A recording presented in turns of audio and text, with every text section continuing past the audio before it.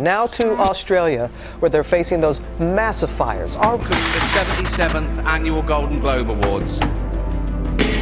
Liftoff. America has launched. Breaking news, Kobe Bryant has been killed in a helicopter crash. Tribute to Kobe Bryant before the game. Something I've wanted to say my whole life. I'm going to Disney World. Jennifer Lopez, Shakira, wowing millions. The American embassy in Baghdad under siege. A rocket attack on the Baghdad airport kills Qasem Soleimani. A passenger plane crashed In southwest Tehran just after taking off. A deadly and contagious virus from China has made its way into the U.S. Overall, more than 700 people from the Diamond Princess tested positive. Protesters clashed with police after peaceful demonstrations. 2,300 new cases. There was news in the death of Rayshard Brooks. Demonstrators have started to come up and down this thoroughfare. We're learning more about this virus every single day. I'm officially declaring a national emergency. We need to bend the curve in the state of California. World Health Organization has just declared it is a pandemic. Long Beach, where the National Guard is patrolling this morning. Cal State campuses will remain closed this fall. Almost all of their classes online. Let's go to Northern California, where firefighters are battling two massive wildfires.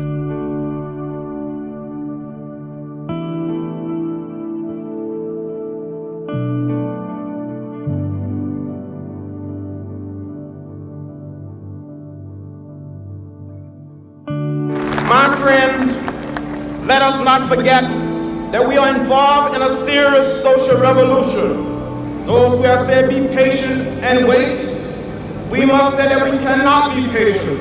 We do not want our freedom gradually, but we want to be free now. If I had the power to turn back time, I would never use it. I think about it. Because then every moment that you go through means absolutely nothing, because you can always go back and do it again. So it loses its flavor, it loses its beauty. But we will march with the spirit of love and with the spirit of dignity that we have shown here today. We must say, wake up, America, wake up, for we cannot stop, and we will not and cannot be patient.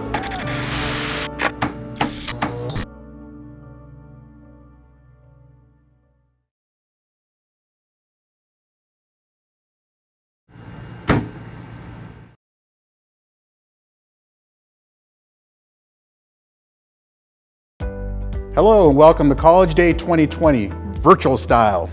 I am LBCC's Executive Director of Public Affairs and Marketing, Joshua Castellanos.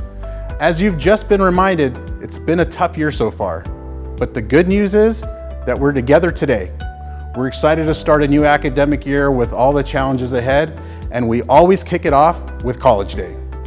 It gives me great pleasure to be your virtual master of ceremonies for today's program.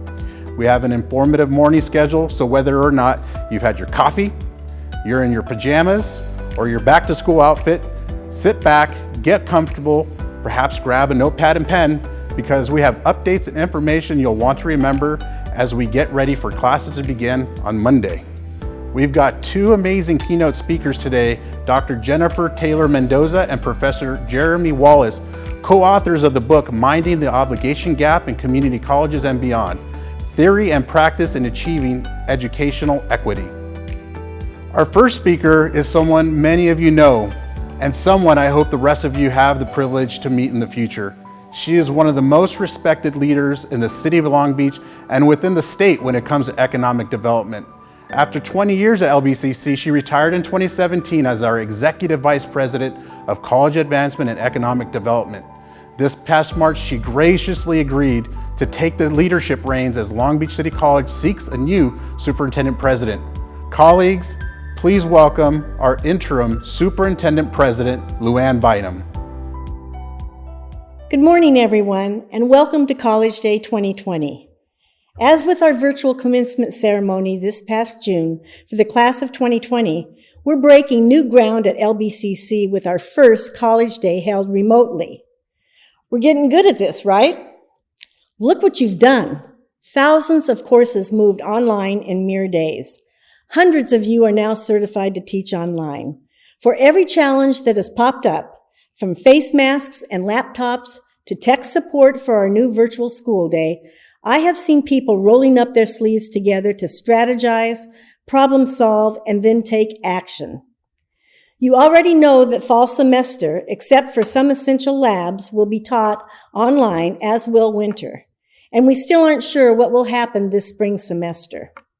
In the face of all of this, I know we will miss seeing each other in person today in preparation for the new academic year that starts on Monday. But we're doing our very best today to connect and benefit from each other's special knowledge at College Day 2020.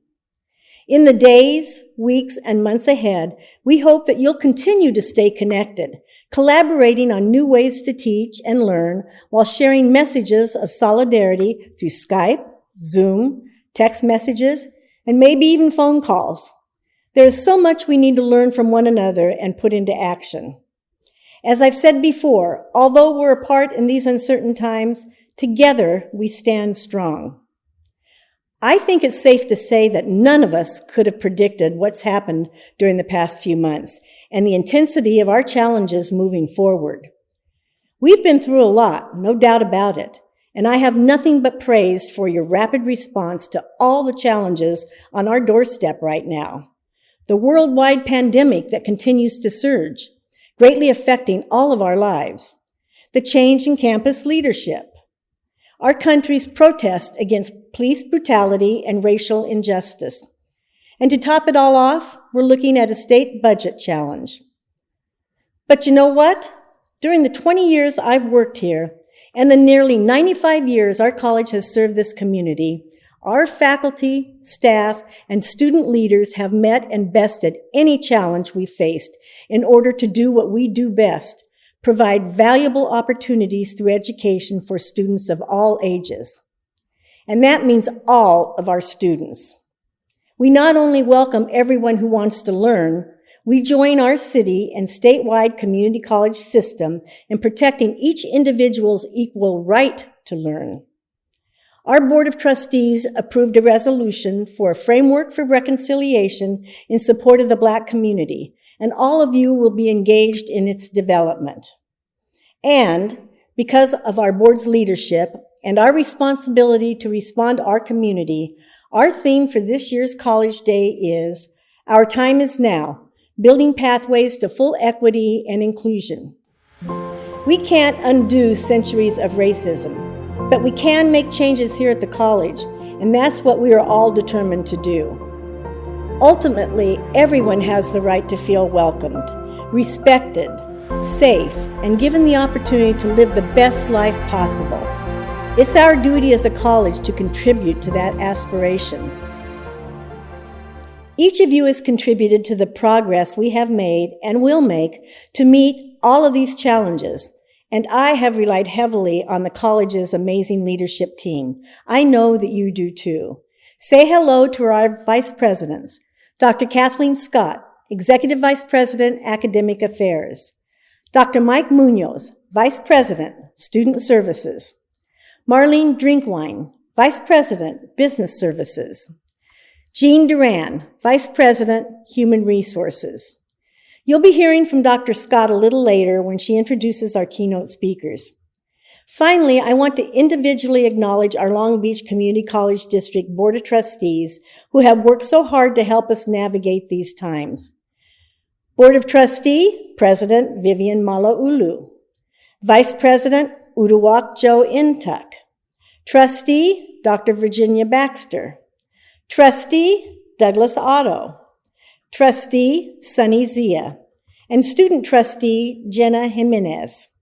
I want to thank the board for their commitment to their constituents, and especially the commitment they have made to all of us at the college as we work together to adapt successfully to the continuing changes. I would also like to give our sincere thanks to today's sponsor, the Long Beach City College Foundation and their board. Thank you for all that you do for our students and for our college.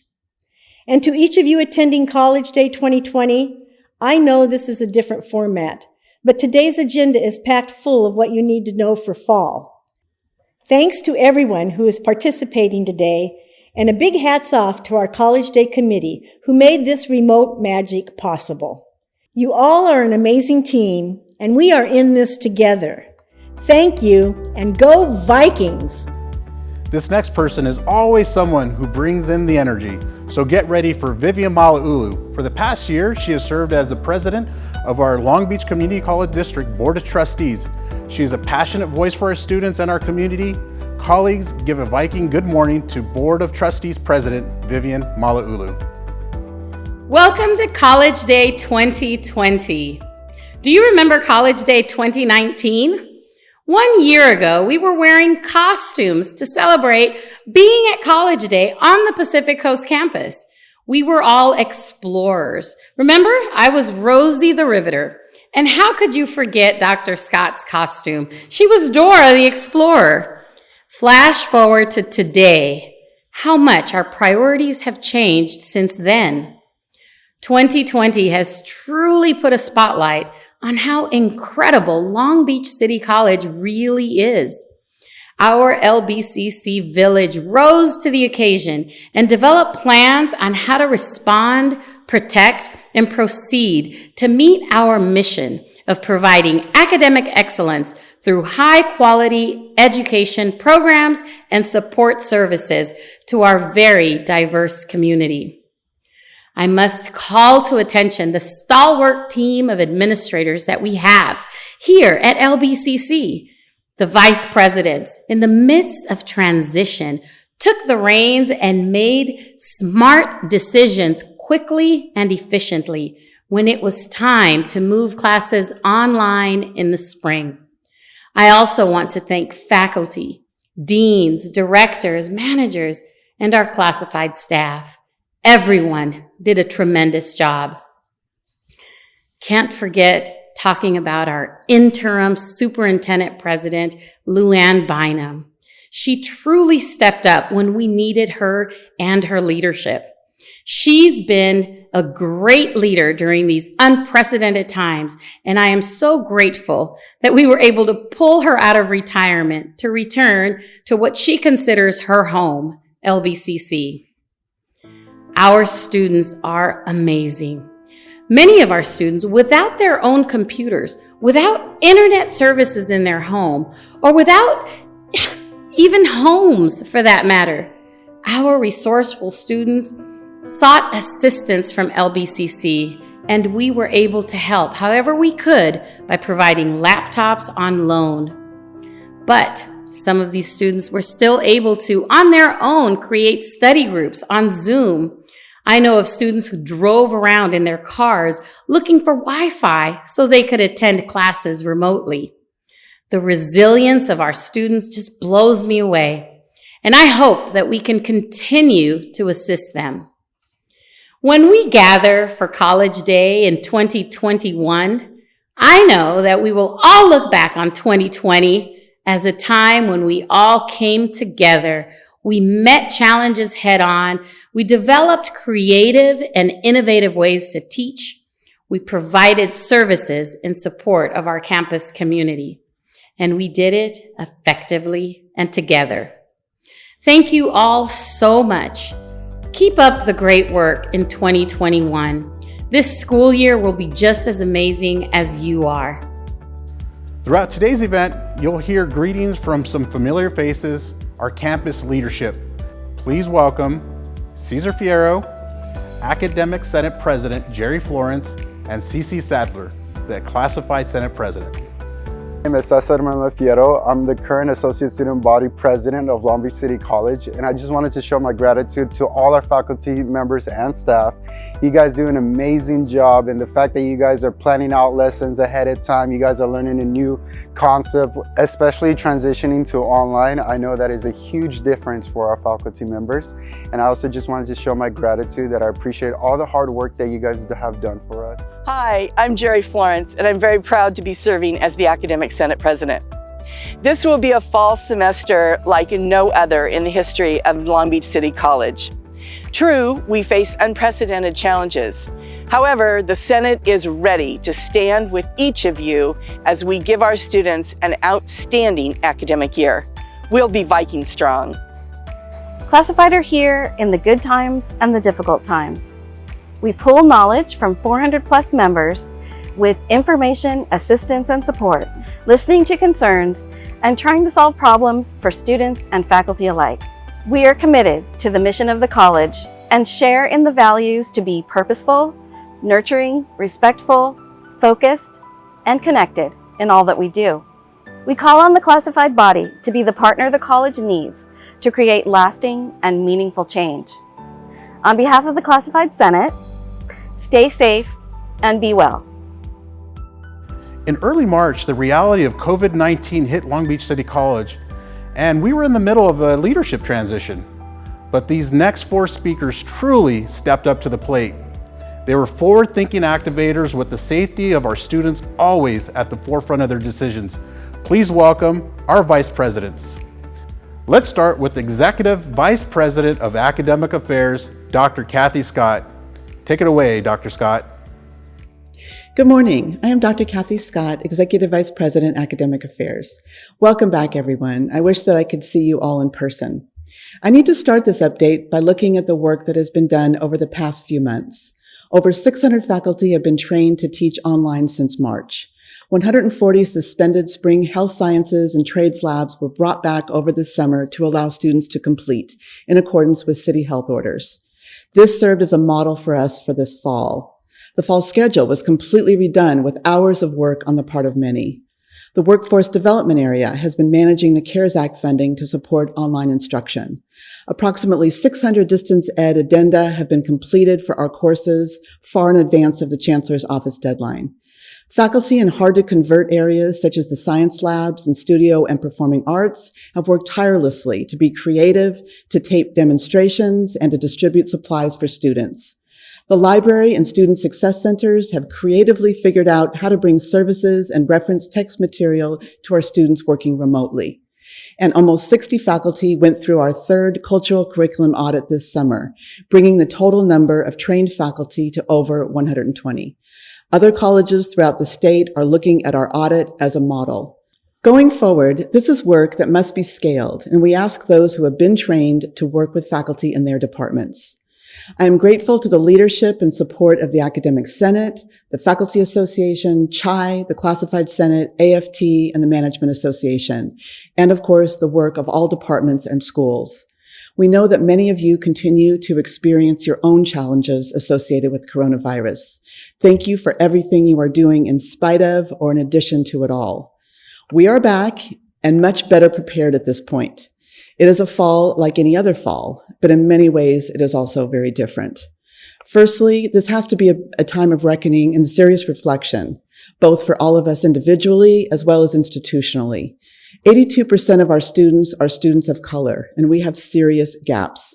1/3 of our students who fail a class in their first semester don't return.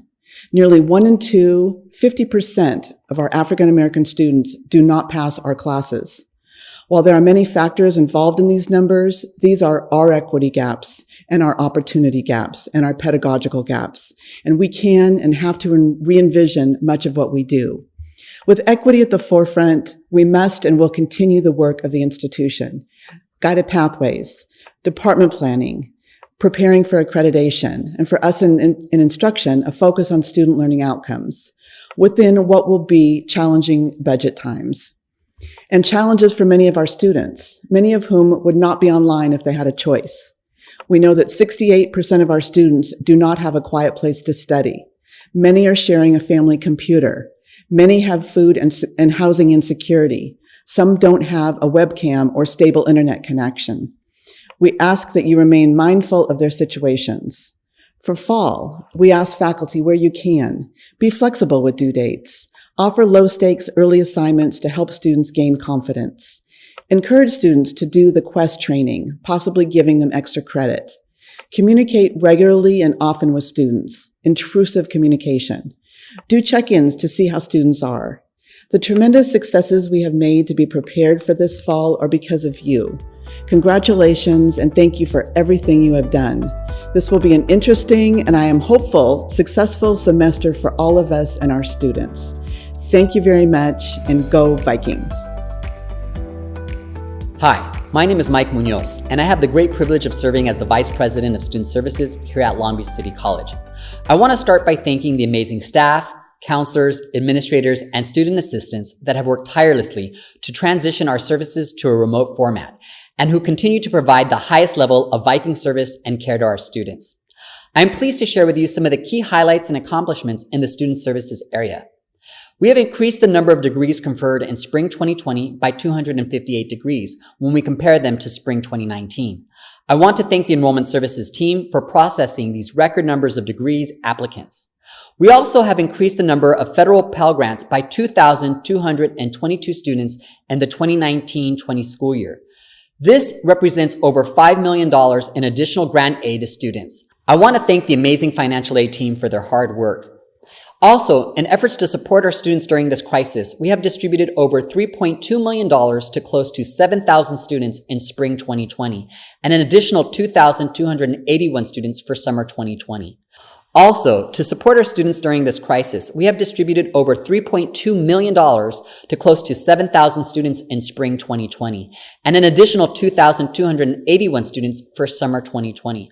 I want to thank the financial aid team for all their hard work in supporting our students and getting financial aid checks in their pockets in a timely manner.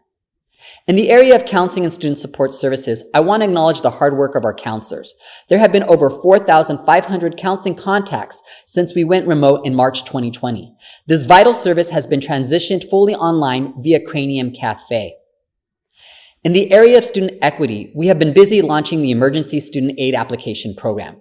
The Emergency Student Aid Application provides students with supports in housing, technology, food insecurities, and transportation.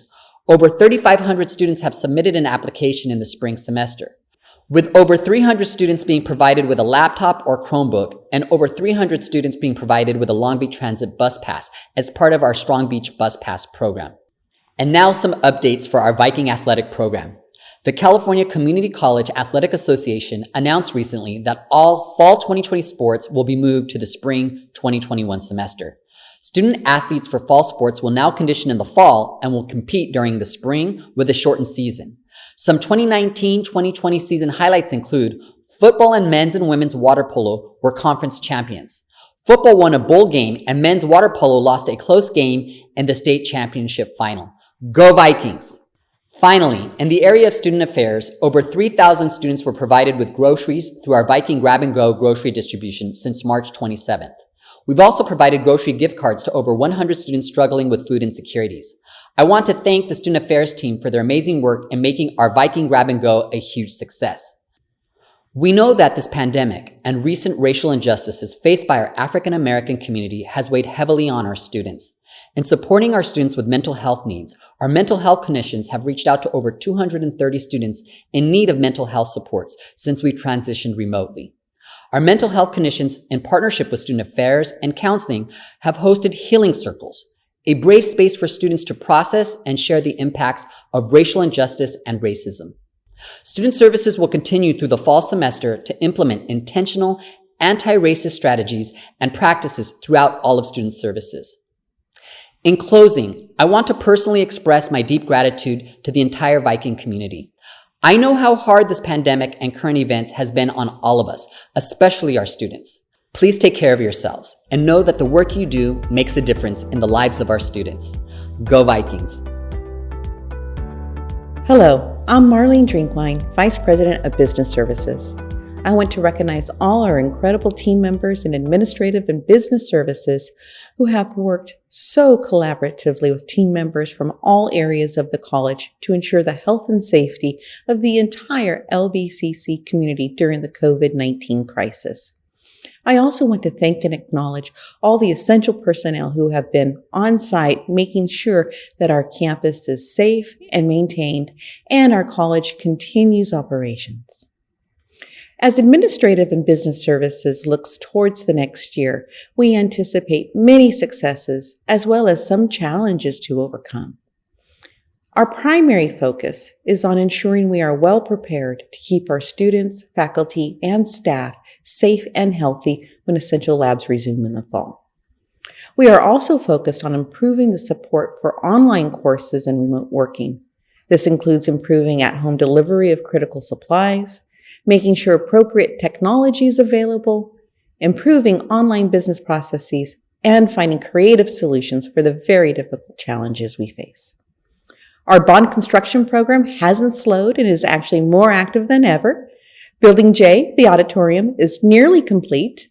We are in active construction. At LAC, we have Building M, the new classroom building, and the kinesiology lab and aquatic center. At PCC, we have the parking structure and will soon start phase 1 of the renovation of the construction trades building. I would be remiss if I didn't talk about our economic development division. They have been the cornerstone of serving the critical needs of business and helping business owners get necessary assistance. Those needs continue to grow, and economic development continues to rise to serve them. The impact of COVID-19 on our economy creates significant budget challenges and uncertainty in a fast-evolving environment.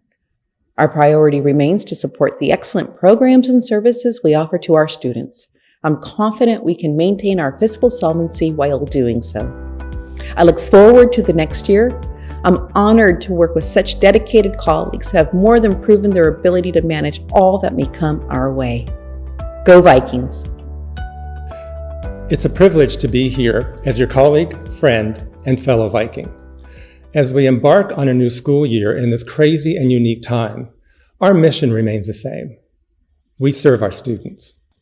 I understand the circumstances we find ourselves in right now may not be what we all signed up for. Nonetheless, here is where we are. And this is a time where we dig deep and rise up to face our challenges together. It is together that we serve our students. It is together that we serve our community. And I honor the important work that each one of you is a part of, being an integral part of our Long Beach City College family, together. I would like to recognize the high level of service and support that the human resource team provides and the processes we have put in place to support our remote work. The team has implemented a successful process for remote interviewing and hiring that is in line with our responsibilities to both the candidates and the institution. We have received very positive feedback on the process from both candidates and hiring managers. We are close to rolling out online evaluations for both staff and management. We are using a component of NeoGov that will support our efforts to ensure that the important work of evaluations in recognizing exemplary work and supporting opportunities for development continues in our remote working environment. For faculty, we will be providing training in conjunction with the bargaining units to ensure the online evaluation of faculty is in line with our contracts and supportive of those being evaluated. Professional development will also continue in the new year.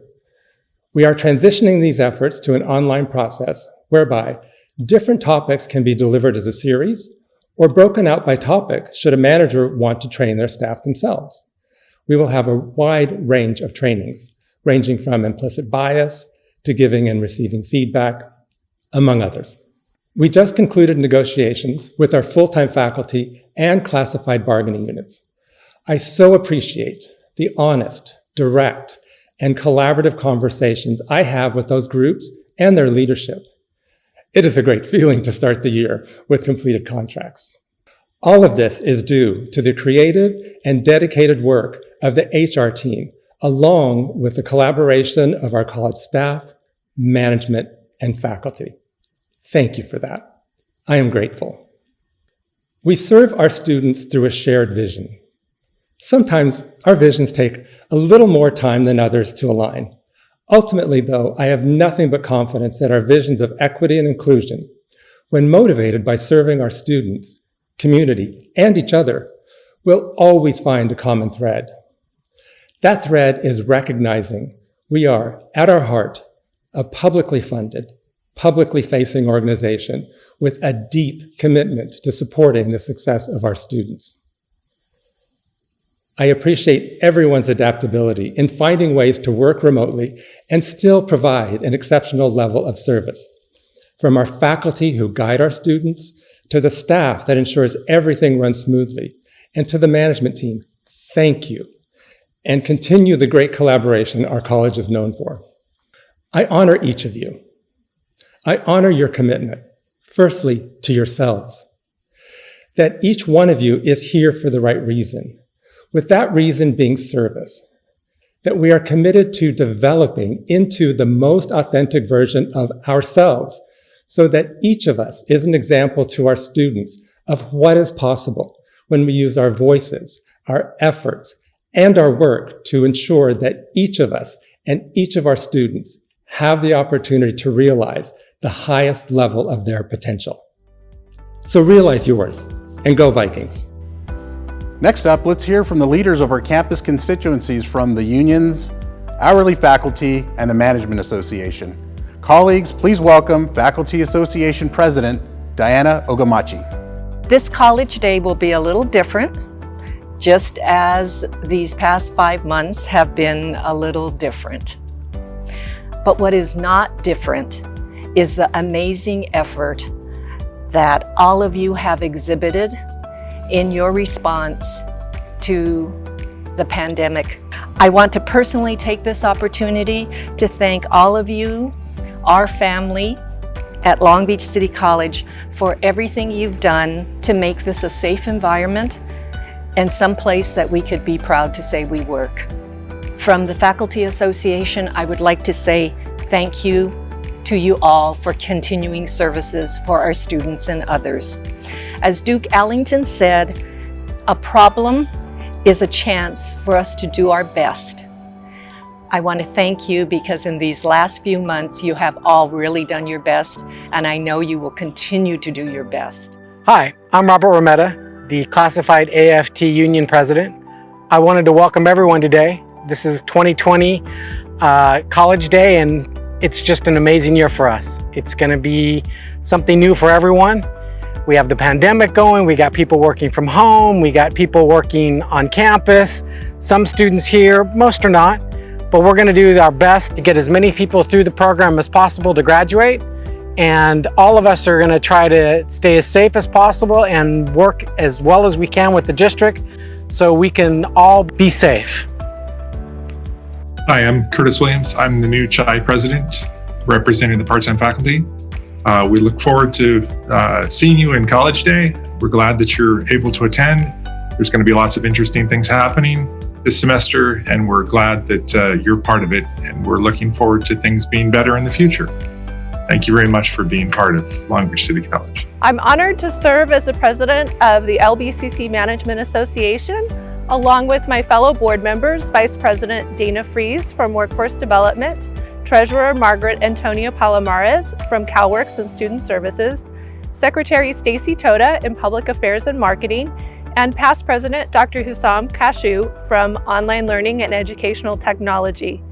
In addition to professional development and support for the management team, we also invest in student success and equity by awarding 2 $1,000 scholarships every year and through the work that we do every day. Happy College Day and go Vikings. Thanks, Erin. Great job. By the way, Erin is one of the co-chairs of this year's College Day along with Chief of Staff Jeff Wood. Let's give a virtual or literal round of applause to Erin, Jeff, and their College Day committee for again chartering new territory and organizing a virtual experience like this one today. Of course, efforts like today do not happen for free. Long Beach City College is so fortunate to have a sponsor and friend like the LBCC Foundation to financially assist us for today and so many other ventures that help our students, faculty, and staff. Please welcome to his very first official College Day, the Foundation's Executive Director, Paul Kaminsky. Hi, my name is Paul Kaminsky, and I am the Executive Director of the Long Beach City College Foundation. We are proud to sponsor this year's College Day, and with our many community partners, we are collaborating to make this school year really great, and we welcome the faculty and staff to partner with us and to do the best we can do for our students. We here at the Foundation have been working all summer on our feasibility study, and we plan to launch this amazing campaign. We're hoping that all faculty and staff will be able to participate in this endowment campaign through payroll deduction or whatever you can afford. We want to make this a community-wide effort. So thank you very much for partnering with us, and let's have a great year. And now let's welcome back Executive Vice President Dr. Scott to introduce today's keynote speakers. It is my great honor and pleasure to have the opportunity to introduce our College Day keynote speakers. Before I do, let me just echo the comments made by Interim Superintendent President Bynum, our Vice Presidents, and our campus leaders. We all care about and are dedicated to the success of our students. At Long Beach City College, we change people's lives. But our goal has to be that all of our students succeed, including all of our African American, Pacific Islander, and Latinx students. Right now, that is not a reality, and large numbers of our students leave our institution without achieving their educational goals and dreams, despite efforts that have been made at the institution over many years. We simply must be open to a different discussion, to different questions, and to educating ourselves about racial equity. We need to ask ourselves, as we listen to our speakers today, have we disregarded or been uncomfortable with how racism has impacted our LBCC employees and students of color? To what extent do we understand and acknowledge that our system, the California Community College system, LBCC included, was not built in many ways for the students we now serve? Are we willing to take extra steps above and beyond what we do now to create trust and to show our employees and students that we care?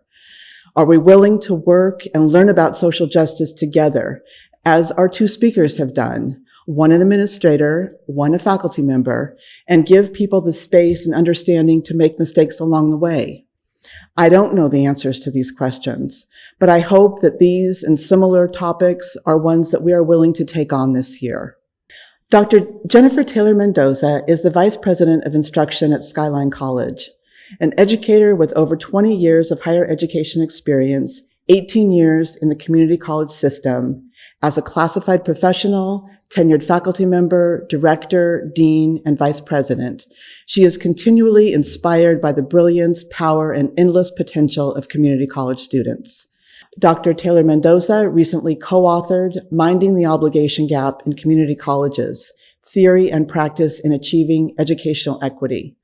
Currently, she is an elected executive board member for the state's chief instructional officers and serves as the CIO representative to the state chancellor's Diversity, Equity, Inclusion Work Group.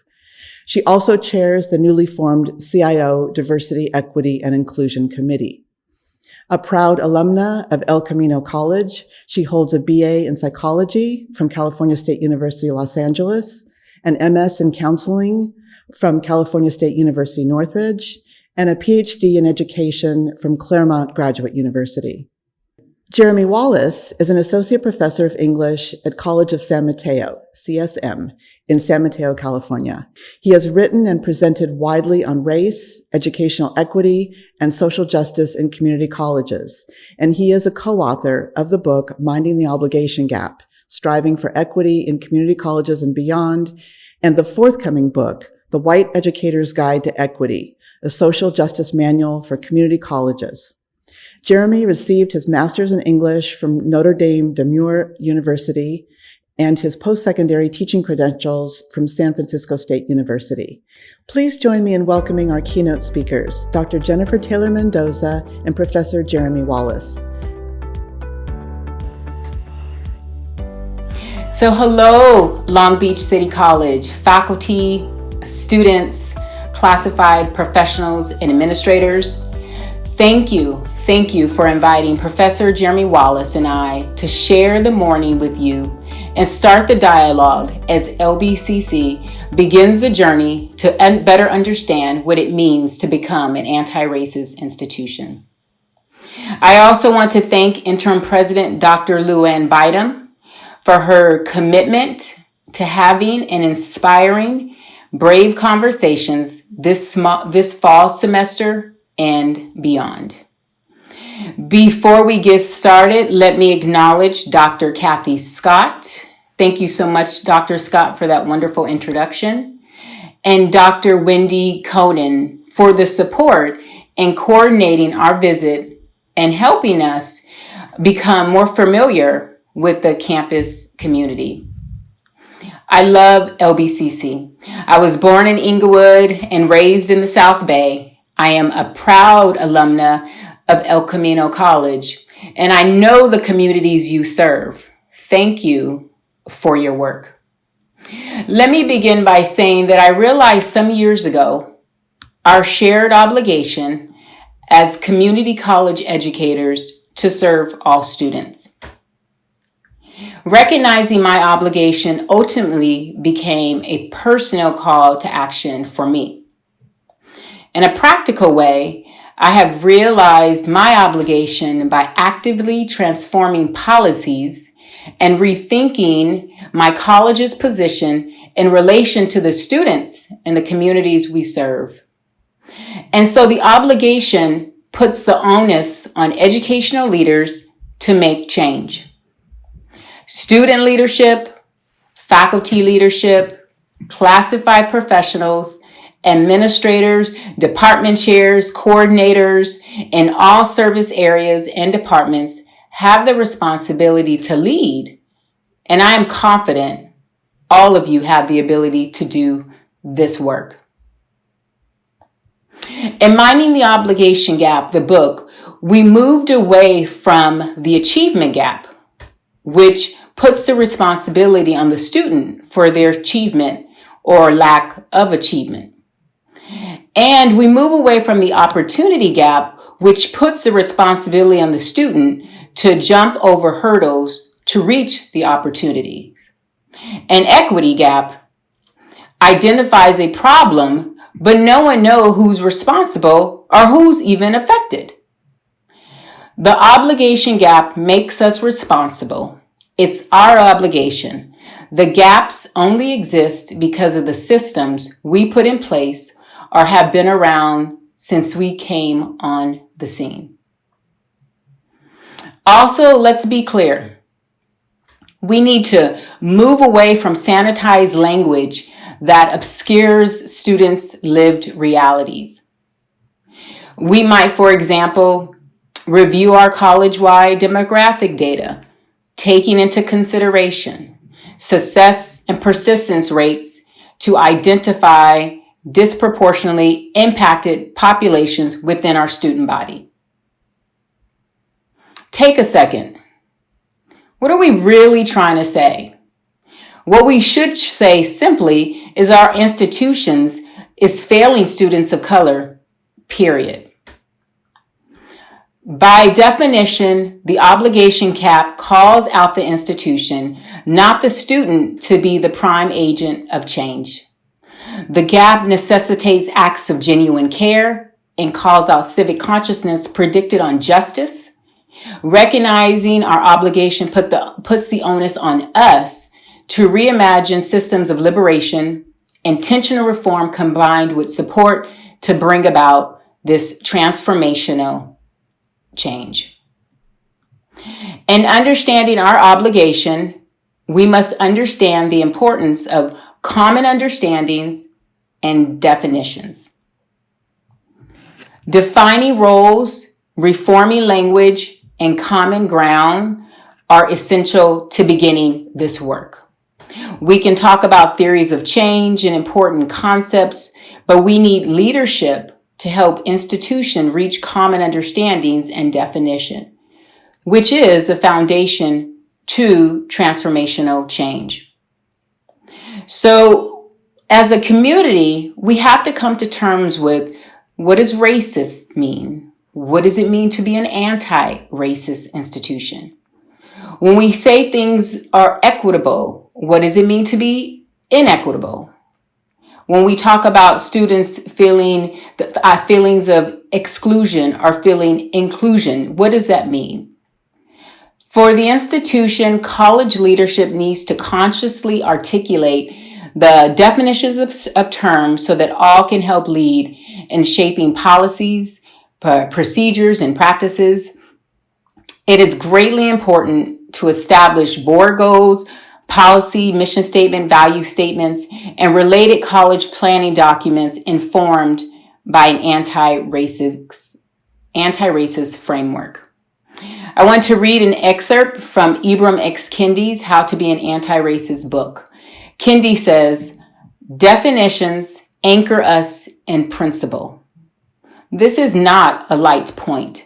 If we don't do the basic work of defining the kind of people we want to be in language that is stable and consistent, we can't work towards stable and consistent goals. Some of my most consequential steps towards being an anti-racist have been moments when I arrived at basic definitions. We begin to learn and become more adept at talking about race, racism, and anti-racism with practice. And that's all of us, regardless of our cultural background and heritage. Individuals' behaviors can shape the success of individuals, but policy determines the success of groups. And to that, I would add history determines the future of groups. There's a historical context to the community college system that can be enlightening and to some surprising. And unfortunately to some, in no way ironic given how far we have come. I like to say that the system is perfectly designed. So what do I mean? Jonathan Kozol states, placing the burden on the individual to break down doors and finding better education for a child is attractive to conservatives because it reaffirms their faith in individual ambition and autonomy. But to ask an individual to break down doors that we have chained and bolted in advance of his arrival is unfair. The system, the community college system, was not envisioned as one of educational reform and democracy. Instead, it furthered class and racial divides to elevate white intellectual. So why did it further this racial divide? Well, at the time, there were competing interests. There was a lot happening, right? The junior college have their roots dated back to the Morrill Acts of 1862 and 1890, the land grants, which expanded higher education, and it also brought about several agricultural educational programs. The Morrill Acts were fabulous since it opened opportunity to thousands of farmers and working people previously who were excluded from higher education. Also, educational leaders and government leaders were very concerned about meeting the workforce needs. We had veterans returning home from war, industrialization, and the need semi-skilled labor for the underclass, and this idealized notion that America was the land of opportunity. So this idealized notion that America was the land of opportunity, but opportunity for who? At the same time, there is conflict because education was only truly meant for the elite, white males. I like to say that there was a sense of purification of education also occurring. It wasn't a meritocracy, but more of a weeding out process. Most of you might know that community college is an extension of the high school. The system established 2 tiers with vocational lower division while maintaining academic purity in upper division research institution. This divide in the academy, placing junior college, giving them the vocational and, maintaining the university, was really the pursuit of social elite, aka white upper class males. Let's give people an opportunity, but let's make sure they have an opportunity that does not impinge on the academy, but let's keep it at that vocational level. At the same time, the founding fathers of the community college were famous eugenicists, a movement committed to identifying and codifying superior genetic traits and inferior genetic traits associated with racial groups. And you can guess who owned which traits. They did not look like me. The founding fathers were major players of elite university. Richard Henry Jesse, president of the University of Missouri. William Rainey Harper, president of the University of Chicago. David Starr Jordan, president of Stanford University. Henry Philip Tappan, president of the University of Michigan. William Watts Folwell, president of the University of Minnesota. And Alexis Lane, dean at the University of California, Berkeley. To have eugenics and eugenic beliefs frame policy and legislation in the development of our system, it leaves one to wonder why it is this way. And more importantly, how do we ultimately rethink the system or outthink the system? So why is it so hard for change to happen? I like to talk about organizational inertia. Inertia is a natural barrier to implementing strategic and high-impact organizational change because it does not allow for new perspectives to penetrate the structure. Over time, organizational inertia produces complacency, rigidity, and asymmetrical power structures. Organizational inertia has to do with the weight of the status quo. This tension of maintaining the college's mission, but at what expense? When we rely on antiquated policies or processes, which may be resistant to progress, we have to find a way to disrupt the usual cycle to incorporate new ideas. I had to bring this quote into the presentation. It's by Albert Einstein. And I'm always so inspired by Albert Einstein, not only for his scientific work, but his activism to end racism. Very few people know that. Albert Einstein says, no problem can be solved from the same level of consciousness that created it. So let's hear that again. No problem can be solved from the same level of consciousness that created it. So I have a little activity for you. I want you to quickly jot down 1 or 2 problems that you complain about regularly. We all have them. I have them. So just jot it down. 1 or 2 problems that you complain about regularly. Solve it. You haven't.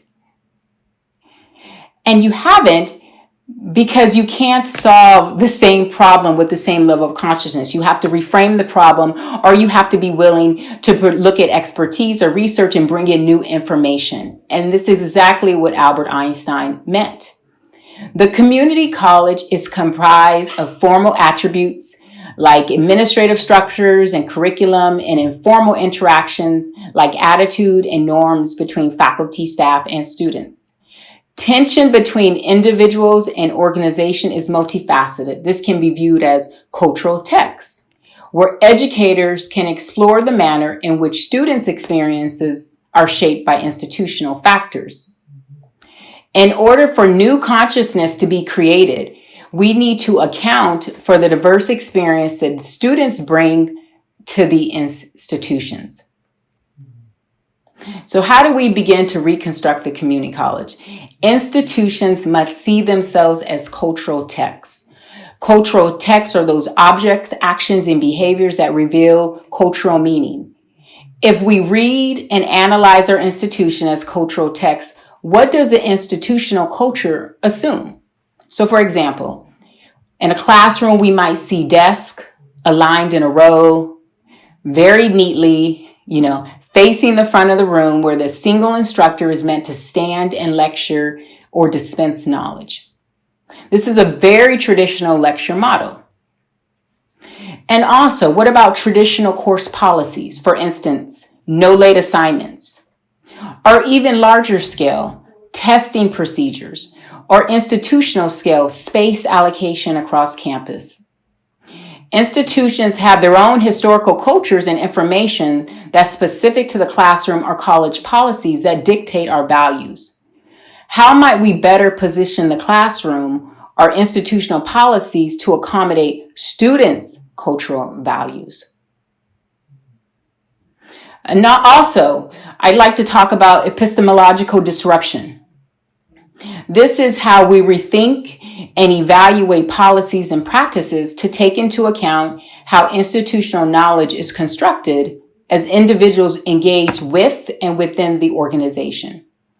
Epistemology is basically the study of knowledge and way of knowing. Knowledge is an exchange of set of individual and collective beliefs and opinions.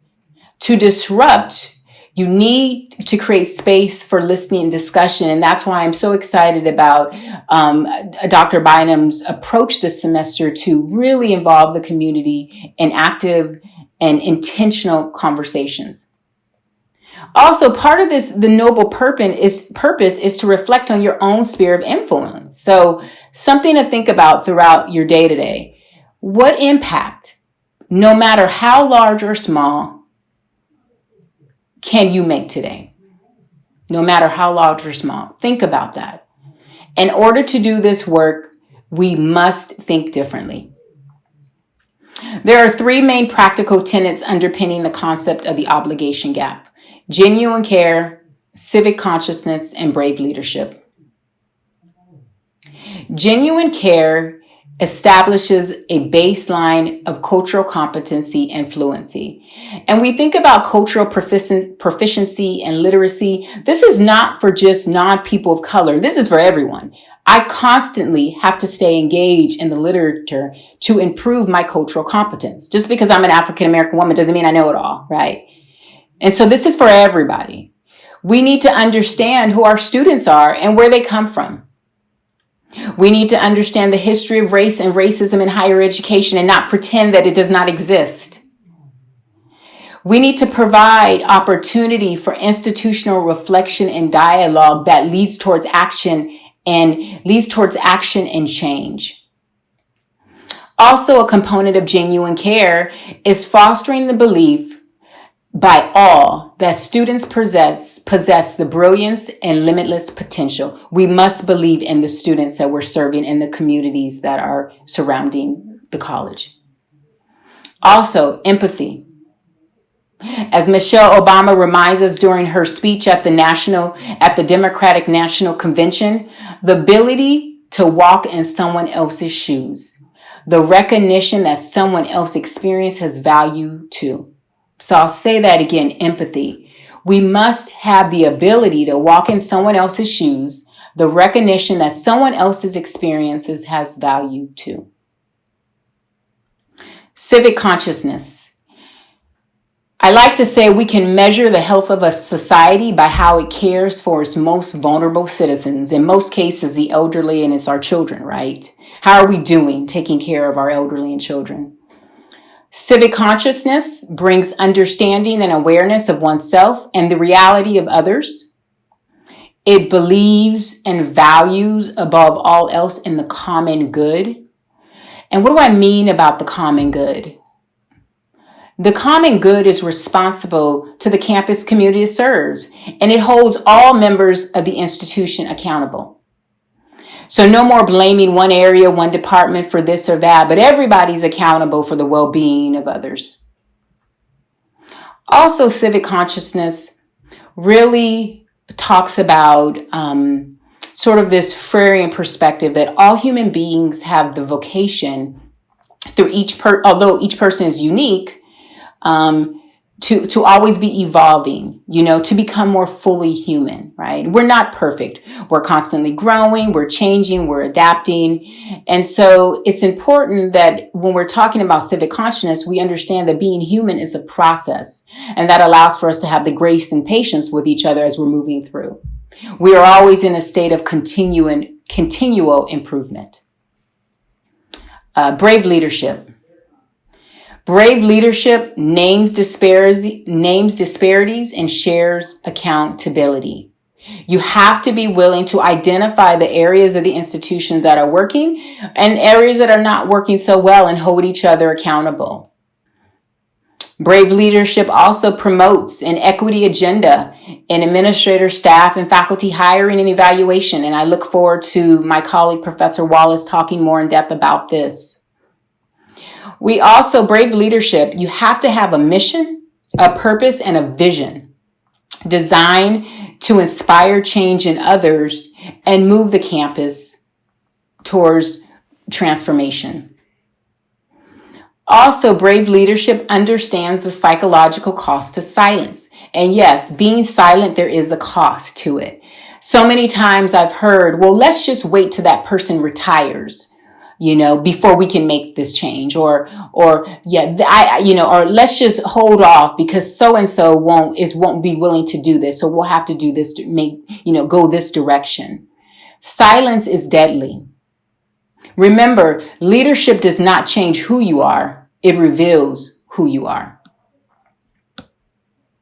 Ultimately, all of these tenets lead to active liberation. Realizing our obligation inspires acts of liberation for students and for ourselves, regardless of our ethnic background. The act of setting someone free from oppression or circumstance, acts of liberty, liberate all.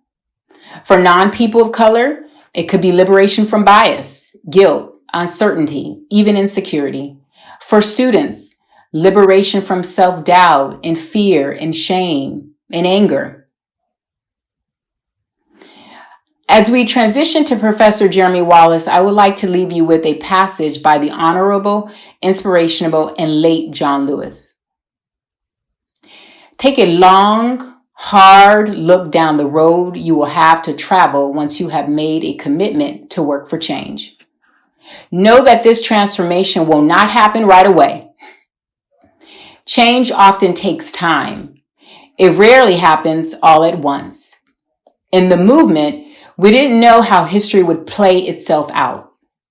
When we were getting arrested and waiting in jail or standing in unmovable lines on the courthouse steps, we didn't know what would happen, but we knew it had to happen. Thank you. Thank you so much, Dr. Taylor Mendoza, for that amazing keynote. Very inspired by that. In fact, that's a tough act to follow right there, but I'm going to attempt to do so. I want to thank you, LBCC, for inviting us to speak with you on your opening day. It's truly an honor to be part of your programming, and over the last few weeks, I've really enjoyed getting to know you and many of your colleagues. I want to start my keynote by giving you all some kudos on the equity work that you've engaged in already. I've had the opportunity over the last several weeks to look at your curriculum audit, and I can tell you that this is a huge step in this equity and social justice work. And the fact that over 100 of you have gone through this training and undergone this audit is really, truly impressive. You should all be very, very proud of this work. But at the same time, colleges also don't bring in keynote speakers to give you a bunch of high fives and pats on the back for an hour. All right, keynotes are meant to push you even further in this work and to help you conceptualize a college that is equitable and just. So with that, let's go ahead and get started. So let's start by looking at LBCC's demographics. I'm sure that most of you have seen these numbers at some point. By the way, look at that beautiful campus. Like, I feel so hosed by the coronavirus that we did not get to visit your campus to do this. Those palm trees, absolutely amazing. In fact, are y'all hiring by any chance? That's a joke, Jennifer. I know you're over there, like, probably looking stun-faced. That's a joke. All right. Anyhow, I've got to say that Long Beach really does represent the face of California. All right, y'all so privileged to work with such a diverse student body. 86% of your students are students of color. The majority of your students are Latinx. As an educator, I'm so jealous of the cultural capital and wealth that your diverse student body brings to your campus and classrooms each day. However, many of your students are struggling at LBCC. The students with the highest success rates in the 2018-2019 academic year were your white and Asian American students at 74% success, based on your college's data mart. However, as we see, LBCC's Black, Latinx, and Pacific Islander students have, as an aggregate, much lower success rates at 55%, 65%, and 62% respectively. These success rates are more or less the same each year. I'm sure you have seen this data in some context or another, and I don't want to go too deep in how to look at these numbers, all right, especially considering you have such a great curriculum audit worksheet that explains how to interpret them. But we need to look at them because they help us see a reality that exists for many of your students. That if they have black or brown skin, the chances of success are just over half. And that they may not receive the same educational experience as their white and Asian peers. All right, I will say, though, that this data isn't surprising. All right, the gaps in success between Black, Latinx, and Pacific Islander students and their white and Asian peers is mirrored in almost every other community college in the state, if not every community college in the state. All right, so you're not alone in this. The question then is, what do we do with this data? All right, and there are several lenses through which we can analyze it. The first and most traditional is the so-called colorblind approach, which assumes that all students are given equal opportunities and that race doesn't play a factor in their educational pursuits. Superficially, this lens comes from a Western humanist tradition of equality, Yet in reality, many Americans subscribe to this ideology simply out of comfort. It allows us to avoid discussing race. But it's also extremely problematic. And let's look at why. If we assume that all students have equal opportunities in our colleges, that we are colorblind, that would mean that any inequalities in student success are a consequence of some deficiency in the students. At one extreme, this argument would inevitably lead to racist assumptions about the students' capacities for learning. This is the absurd claim that Black, Latinx, and Pacific Islander students just can't cut it because they are intellectually inferior. But this, let's be honest, this is a form of racism that is as old as racism itself, and today is widely rejected in education. However, we also have the racism light version, where we blame their families or their neighborhoods, which is a belief that is little more common. One might think they don't value education where they come from. But again, this is a racist assumption about communities of color, and it flies in the face of a corpus of scholarship that parents of color are often more concerned with their children's educations than their white counterparts. These first two approaches are steeped in deficit thinking and racism, and many educators have drifted away from this ideology. The second approach to this data is to look at it through a sociological lens, right? So we might argue that students of color are more likely to live in poverty, experience housing and food insecurity, lack access to technology, and attend underfunded K-12 schools. This is all true, but this approach is also problematic, all right? Because if unchecked, it allows too many of us to wash our hands of our student struggles, right? For example, some may argue that if a poor student of color only has access to an underfunded school or predatory charter school, they may not have the, quote, basic skills to do well in college. But this is a pretty flimsy assumption anyhow. Plenty of students of color go to poor schools and still have an intellectual curiosity and brilliance that oftentimes outshines their wealthier peers. Furthermore, this assumption again puts the burden of these gaps on the students.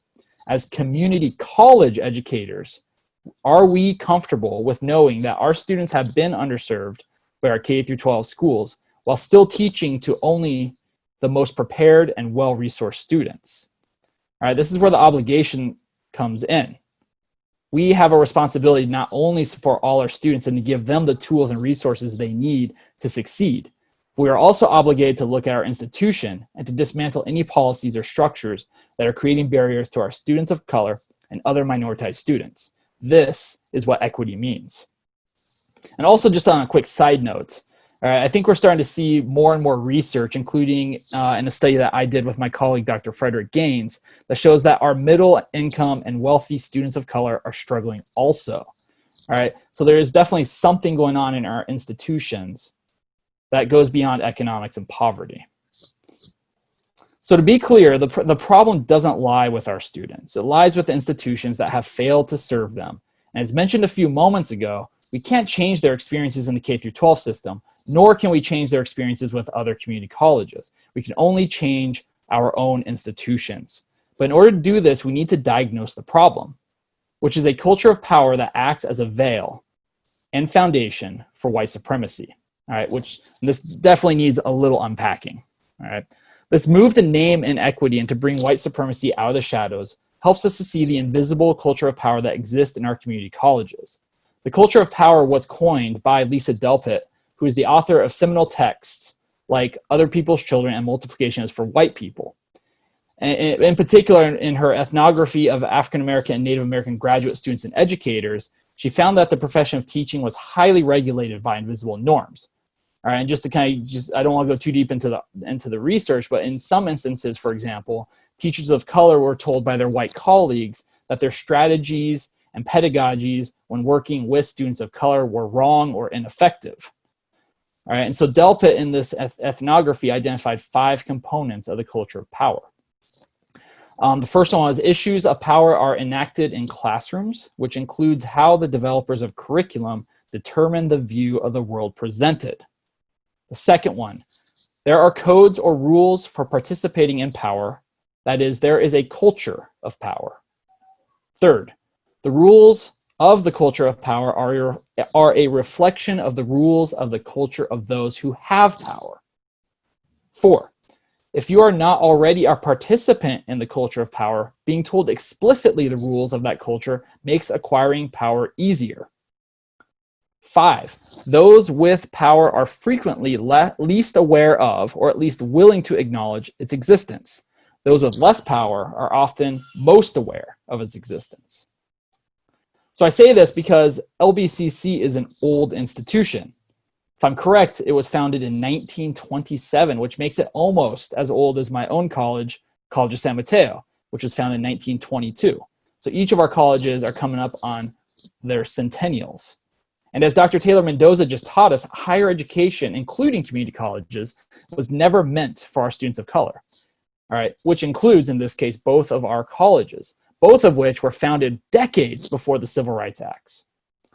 So when we speak about a culture of power, we're referring to a culture that has been nearly a century in the making.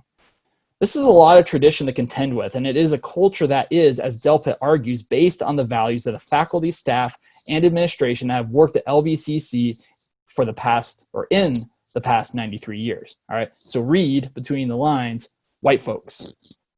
So this brings me to an important point. When it comes to deconstructing the culture of power, it is up to those of us who that culture was modeled after to do so. Whether you've worked at LBCC for decades, years, or days. So to illuminate this phenomenon, I'd like to look at the demographics of the college's employees. In this first slide here, we have the administration. All right, and so as you can see on the slide, you have 10.71% of your administration is African American. You have 0 indigenous administrators. 3.57% of your administration is Asian or Asian American. 39.29% of your administration is Latinx. You have 0 Pacific Islander administrators, and 46.43% of your administrators are white. All right, if you look in the parentheses there, the percentages there are actually the student percentages. All right, so I'm kind of helping you compare the percentage of your administration, eventually your faculty and staff, to what your student body looks like. So if we go to full-time faculty, you have 322 full-time faculty. This includes tenured and tenure track faculty. 8.7% are African American, 0.62 are indigenous, 13.66 are Asian or Asian American, 17.7% are Latinx, and 0.62 are Pacific Islander. 58.7% of your faculty, your full-time faculty, are white. A lot of people think that the adjunct faculty are more diverse than the full-time faculty. All right, but if we look at the data, this simply does not stick. All right, in fact, and again, this is not just something that's unique to LBCC. This is something that's statewide. All right, so when we look at your adjunct faculty, 7.68% of your adjunct faculty are African American, 0.71 indigenous, 14.79 Asian, 18.21 Latinx, 0.43 Pacific Islander, and 56.76 white. All right, it's almost identical to the full-time faculty, right? Which makes sense, right? The full-time faculty generally hire the adjunct faculty, and we generally tend to hire people that look, think, and value the same things as we do. If we look at classified staff, you have 571 staff members, and all this is coming from the State Chancellor's Office data mart. All right, and the term I pulled was fall 2019. All right, 15.76% of your classified staff are African American, 1.05 indigenous, 15.41 Asian, 26.62 Latinx, 1.4 Pacific Islander, and 36.78 white. All right, so white folks make up the largest group in every employee category. All right, and we make up the majority of tenured, tenure track, and adjunct faculty. This isn't to say that we're responsible for creating a new culture. That's not what I'm saying. This would simply be another show of power, right? We cannot construct the culture for others. We need to deconstruct the current culture so that a space is created wherein all employees can forge a new culture of equity and social justice. All right, so the question then is, what do we need to do so? First of all, we need to start with our own selves. To be clear, This isn't about individuals, and this isn't about calling out white educators, nor is it about being ashamed of one's identity. I'll tell you right now, I am one of the whitest dudes you'll meet. All right. This summer, I reread Patrick O'Brien's novel, Master and Commander. I surf regularly. Wes Anderson is one of my favorite directors. I wear a kilt when I go to the Renaissance Fair. Y'all, I go to the Renaissance Fair. I am not ashamed of any of this. It's a little dorky, but I'm not ashamed of any of this. Part of becoming an equity-minded, anti-racist educator is learning how to have difficult discussions about race while feeling comfortable in your own skin. Part of becoming an equity-minded, anti-racist educator is also acknowledging that you have a certain amount of privilege, and for those of us with white skin or who are labeled as white, we not only have avoided and continue to avoid race-based obstacles, but our cultures and values are reflected in almost every space we enter. This is why whiteness is invisible to us. It is the water to the fish. So what steps can we take? First, we need to understand white racial privilege, which means rejecting colorblindness and embracing race consciousness. And understand that there is no pill that you can take tonight and wake up in the morning as a woke educator. So you're going to need to educate yourself. You need to read Kendi's book, How to Be an Anti-Racist, and his earlier tome, Stamped from the Beginning. You need to read Robin DiAngelo's White Fragility and Tim Wise's Colorblind and all the other literature out there to help you understand what is going on around you. These are all really helpful in understanding the history of racism and how it has shaped our current socio-political environment. Similarly, you need to understand what microaggressions are, or as Kendi calls them, racial abuse. Implicit bias is a good place to start, but we need to go deeper. We need to understand how our actions, the things we do and say, impact our minoritized students. And we can't know what actions are microaggressions or racial abuse until we undergo the important task of educating ourselves. For example, we won't know that asking a black male student what sport he plays is racial abuse because it assumes that black men are only in college for sports and they can only exist in higher education as athletes instead of simply as scholars until we learn that. So we need to educate ourselves. Third, we need to understand that deficit thinking is a form of racism. An equity-minded, anti-racist educator does not blame the students for the inequities in our colleges. And we don't make generalizations about students based on what they wear, where they live, or how they speak. We reject stereotypes like their neighborhoods don't value education. And we accept responsibility for the student's achievement when they come to our college because we are student ready. We don't blame the K-12 system because the student doesn't meet some arbitrary privilege expectation that we have for incoming freshmen. And an equity-minded, anti-racist educator understands that being student-ready does not mean that we are lowering standards. Fourth, we need to be comfortable with being uncomfortable, which means that when we mess up, and we take responsibility for it. Dr. Kendi argues that the best way to disrupt racism is to admit when we do or say something racist. It's going to happen. I've been doing this work for almost my entire career, and I had to slip up just last fall. All right, and to briefly explain, I was in my Brit Lit 1 class, right? So this is a British Lit survey course that covers some of the earliest English literature to about the 1700s. All right, and I was discussing the origins of Middle English. And a student asked me a question which I don't remember. I don't remember the question, but I do remember my response.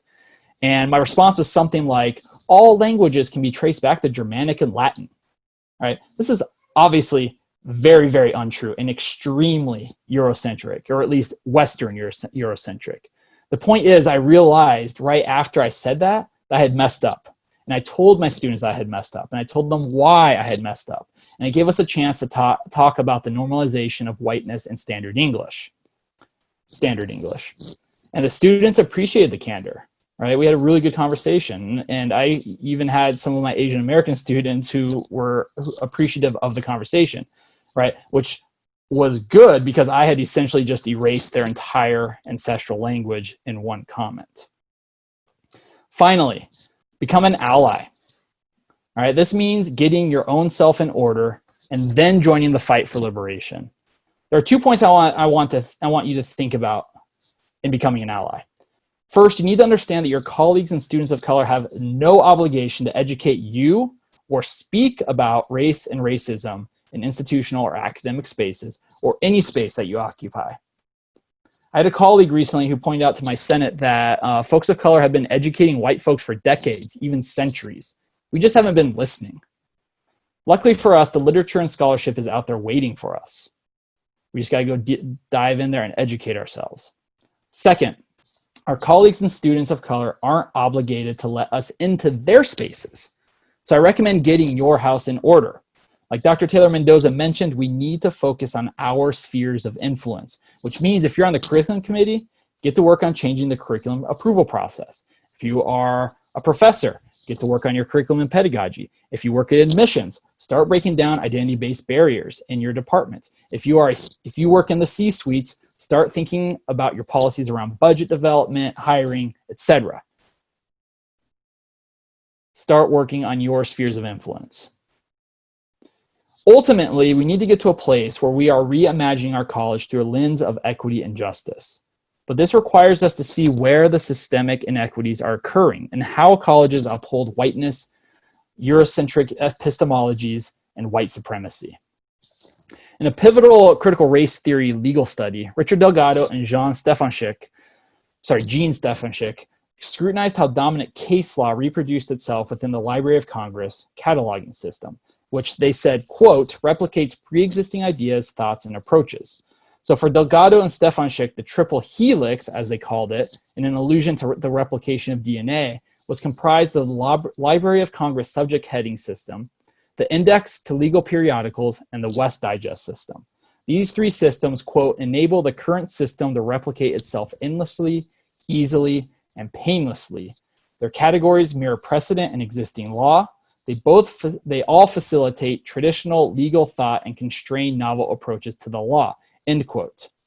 This was because changes could only be made by the staff who operated the systems, and a change to one was mostly reflected in the other two. All right. We are not legal school. We're not law schools. We're not legal publications. All right. But community colleges are operating within a similar triple helix that endlessly replicates Eurocentric, white supremacist knowledge and pedagogies. The components of our triple helix are hiring, evaluation, and curriculum. So let me explain this a little bit. The vast majority of community college faculty are white. And again, this is throughout the state. This is true across the state, so I don't want you to feel left out, or singled out, sorry. And for decades, us white folks have not only hired more and more white colleagues, but we have preserved our values, our epistemologies, and Eurocentric knowledge into the curriculum, or what Michael Apple calls the official knowledge. Then, when a faculty position opens up, us white folks, who make up the majority of the hiring committee, if not the entire committee, usually hire another white professor, because we are human, and we're going to go with folks who make us comfortable. Then, we form a tenure committee for that new professor, and again, the committee is majority white, if not completely white, and we evaluate that person based on the official curriculum that we developed, in addition to the unofficial pedagogical standards that we infuse the evaluation process with. If that person conforms, they make it to tenure. If not, they're dismissed. All right, and the cycle repeats itself endlessly because if someone in the department wants to change the curriculum, for example, or the hiring process, they have to deal with the rest of us in the department who created that curriculum to begin with and the hiring processes. So these three components become a triple helix that constantly replicates itself. Now, like DNA, replication can be disrupted. Right? The science is we have a bunch of negative terms for these disruptions, right? We call them free radicals. We call them viruses, like the coronavirus. We call it cancer, all right? But in our case, it is really comes down to personal growth and professional development, all right? Which I guess depending on your point of view around professional development can be akin to the coronavirus. But we can disrupt the cycle by intentionally and deliberately creating a professional development program that targets all three of these processes. Your curriculum audit is one example of how professional development and critical approaches to our profession can start to disrupt this cycle. So I'd like to talk about each element in a little bit more detail, starting with the curriculum. In order to disrupt the status quo of the college curriculum, we need to take a two-pronged approach. The course development pipeline, which is where discipline experts build the course, and the curriculum committee, which is ultimately tasked with approving that course curriculum. In other words, we need to train all discipline faculty on how to create transformative courses, and we need to train curriculum committees on how to develop an approval rubric for these types of courses and how to hold the line on approving only the courses and programs that meet those expectations. All right, I have to give you kudos because you have already started this important work with your curriculum audit. And let's be really clear when we talk about redoing the curriculum also. All right, this is simply more than adding authors or thinkers of color or those from other marginalized groups. We need to reject tokenizing these writers and thinkers, or doing what Gloria Ladson-Billings and William Tate describe as, quote, trivial examples and artifacts of cultures, such as eating ethnic or cultural food, singing songs or dancing, reading folktales, and other less than scholarly pursuits of the fundamentally different conceptions of knowledge or quests for social justice, end quote. In other words, we need to create a curricular foundation that gives equal weight to non-European epistemologies, or, as Schwartz writes, non-European production of knowledge. This is the basis for multiculturalism as it was originally conceived by W.E.B. Du Bois, Carter G. Woodson, and James Banks. And it's important to acknowledge that as a result, because true multiculturalism encompasses the epistemologies of non-European cultures, that it is not simply diversity, which itself leads us to tokenization mentioned previously. Cohn and Molyneux further differentiate between what they call transformative courses and inclusive courses. All right, the latter type of course, inclusive ones, maintain the dominant discourse and supplements it with alternative perspectives. All right, and that's their words, alternative perspectives. This is where you see the addition of an author of color or a very superficial discussion of the civil rights movement. There's no true dialogue and no knowledge production here. Conversely, the former type, transformative courses, have 4 elements. And this again from them. They include other voices, they communicate interconnectedness, they value diversity and equity, and they promote transformative thinking. Ultimately, transformative courses, quote, challenge traditional views and assumptions, they encourage new ways of thinking, and they reconceptualize the field in light of new knowledge, scholarship, and new ways of knowing, end quote. Your curriculum committee has started this work with your curriculum audit. Now I would challenge you to go even further and create an audit for course outlines that are based on these types of characteristics. Such institutional changes are the best way to make sure that anti-racism and social justice extend beyond the 100 faculty who underwent the audit so far. And while we're at it, let's not just stop with the curriculum, right? Why not also create audits for student services and other non-instructional departments? Every educator on campus, whether they work in a classroom or not, is obligated to identify and eliminate barriers and equities within their sphere of influence, period. On one last note too, because I get this a lot, some may argue, and they will, that these requirements and rubrics are a threat to academic freedom. However, I want to make it very clear that this is a perversion of academic freedom. Academic freedom was never meant to protect professors who were unwilling to accurately represent their discipline.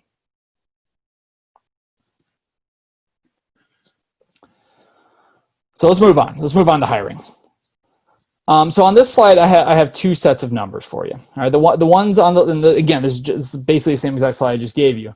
The ones on the left are a percentage of full-time faculty who identify as a listed ethno-racial group. The number in the parentheses is the percentage of students who identify also with that ethno-racial group. All right. So these gaps in representation, or to actually let's unsanitize that language. The lack of representation in the full-time faculty is mirrored in all employment groups on campus. All right. And the research is very, very clear. Students who see themselves in their professors and college staff are more likely to succeed, in part because they feel a stronger sense of belonging and a reduced susceptibility to stereotype threat.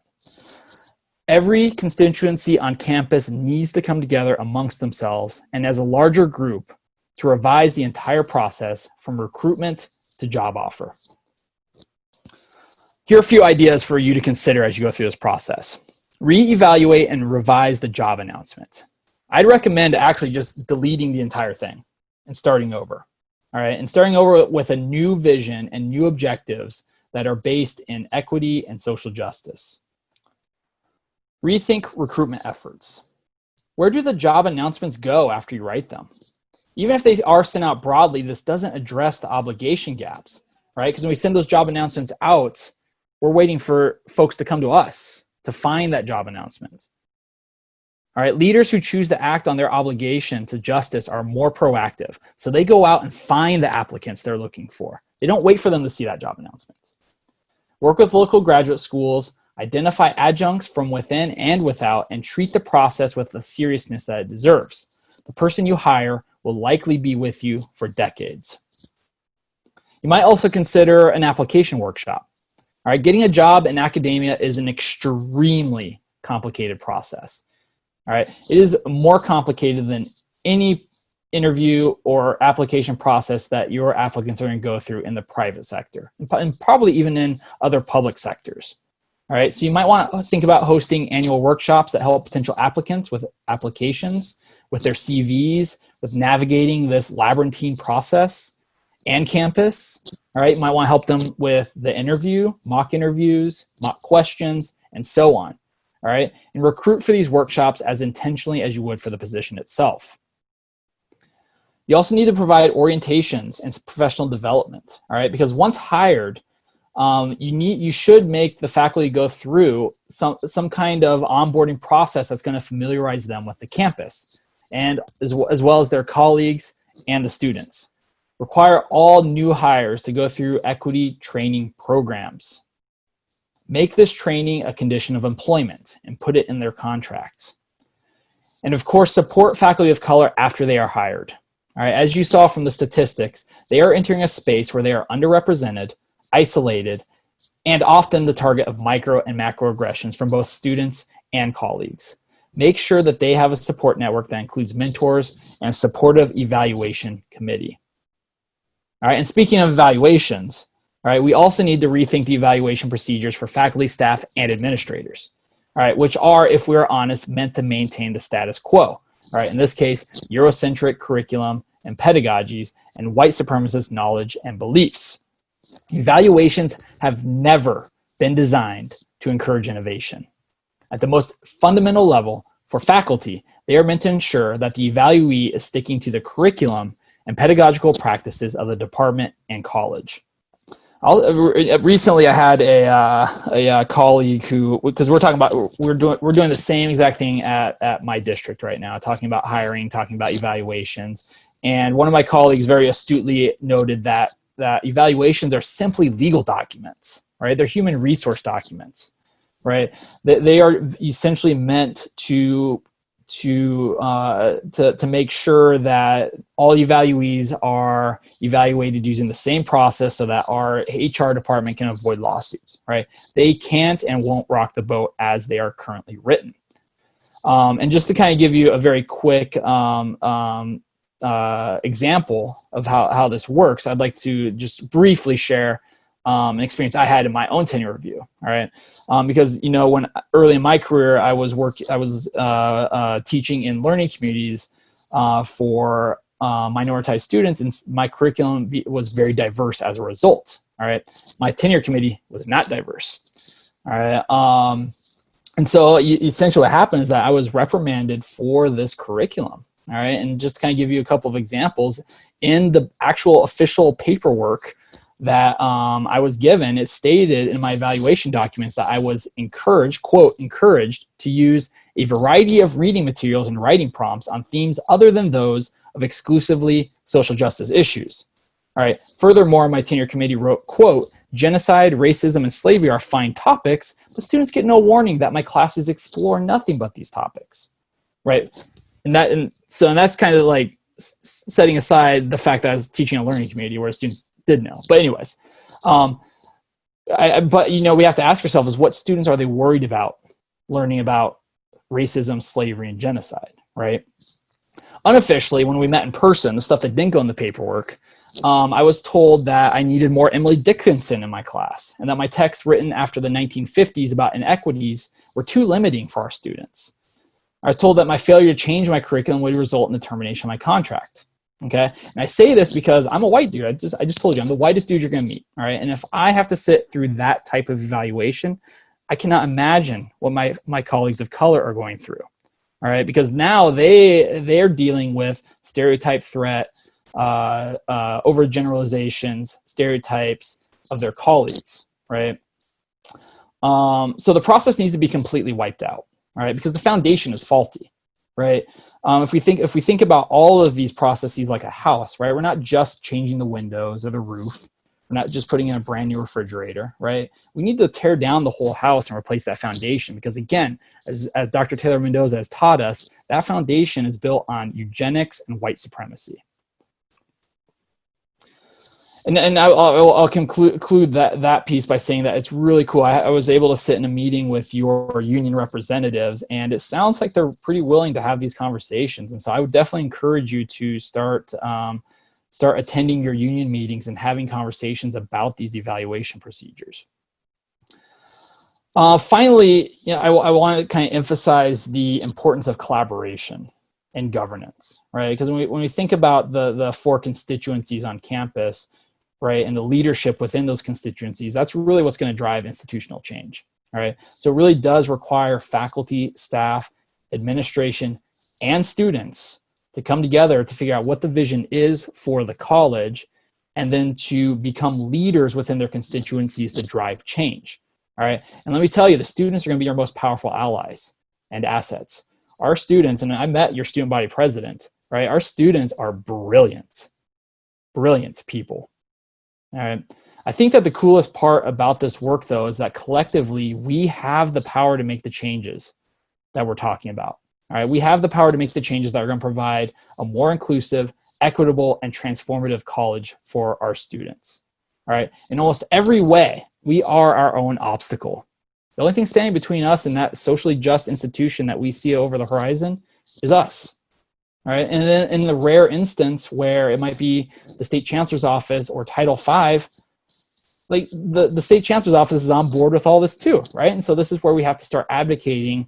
And you all know Eloy, right? That was one of your guys, right? We need to start advocating for those changes, right? We're in a really cool moment where the colleges and the system are aligned in the vision of equity, social justice, and anti-racism, right? We can't hold back, right? We need to seize the moment, all right? So with that, I would like to thank you all for inviting me into your community and for trusting me to participate in your dialogue around race, racism, and social justice. The last few weeks have been really humbling, and I've been honored to meet you all and to actually learn from you as well. So with that, I think we're going to roll into question and answer. So thank you. I hope you enjoyed hearing from our keynote speakers. At this time, we're switching gears to our synchronous morning portions of College Day.